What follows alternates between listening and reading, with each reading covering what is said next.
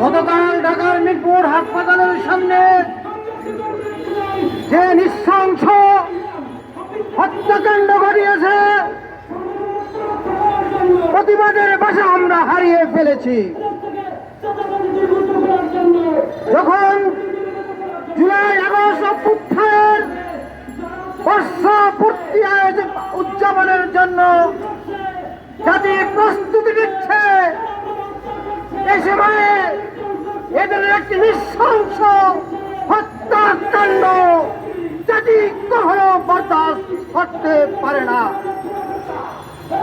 আমরা আইন শৃঙ্খলা রক্ষাকারী বাহিনীকে বলবো, দিনের বেলায়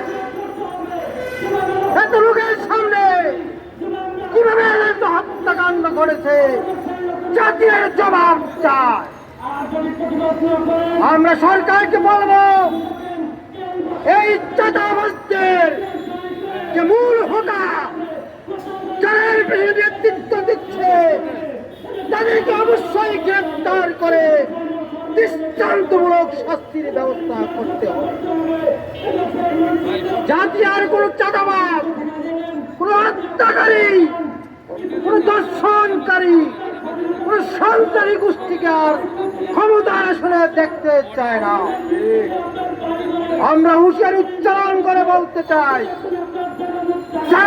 সমস্ত অপকর্ম ঘটিয়ে ক্ষমতায় যাওয়ার দীর্ঘ স্বপ্ন দেখছেন, আপনাদের এই স্বপ্ন কোনো দেশে বাস্তবায়ন হতে পারে না। প্রিয় ভাইয়েরা, আসুন আমরা এই সন্তান, এই চাঁদাবাজ, এই হত্যাকাণ্ডের বিরুদ্ধে আমরা তীব্র আন্দোলন গড়ে তুলি। আগামী দিনের সব আন্দোলনের আহ্বান জানিয়ে আমার বক্তব্য এখানেই শেষ করছি।